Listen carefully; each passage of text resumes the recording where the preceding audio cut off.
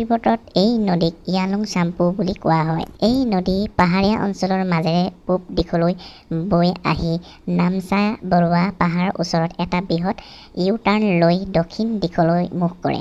ভাৰতত প্ৰৱেশ কৰাৰ পাছত অৰুণাচল প্ৰদেশত ইয়াক দিহাং বুলি জনা যায়। দিহাং, লোহিত আৰু দিবাং নদীৰ সংগমে ব্ৰহ্মপুত্ৰৰ নাম গ্ৰহণ কৰে অসমত এই নামেৰে পৰিচিত অসমত। ব্ৰহ্মপুত্ৰ নদীৰ মুঠ দৈৰ্ঘ্য প্ৰায় ২৯০০ কিলোমিটাৰ।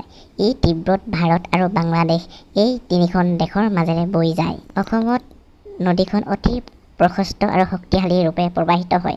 অসমৰ মাজেৰে পশ্চিমমুখী হৈ বৈ বাংলাদেশত প্ৰৱেশ কৰে, য'ত যমুনা নামেৰে পৰিচিত হয় আৰু পাছত গংগাৰ সৈতে মিলি ই বৃহৎ ডেল্টা সুন্দৰবন ডেল্টা গঠন কৰি বংগোপ সাগৰত মিলি যায়।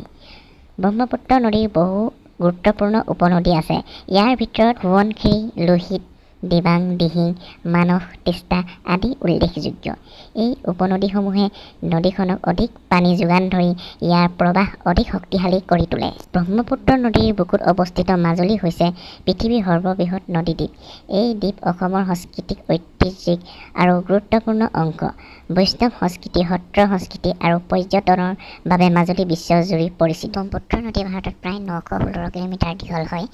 ব্ৰহ্মপুত্ৰ নদীৰ মুঠ দৈৰ্ঘ্য ২৯০০ কিলোমিটাৰ হয়। ইয়াৰ ভিতৰত তিব্বতত প্ৰায় ১৬ কিলোমিটাৰ আৰু ইয়াত তিব্বতত ব্ৰহ্মপুত্ৰৰ নাম হয় ইয়ালুং চাম্পু আৰু ভাৰতত প্ৰায় ৯১৬ কিলোমিটাৰ হয় আৰু বাংলাদেশত প্ৰায় ৩৬০ কিলোমিটাৰ হয় আৰু বাংলাদেশত ব্ৰহ্মপুত্ৰৰ নাম হয় যমুনা নামেৰে জনা যায়। ভাৰতত ব্ৰহ্মপুত্ৰ নদী প্ৰধানকৈ অৰুণাচল প্ৰদেশ আৰু অসমৰ মাজেৰে বৈ।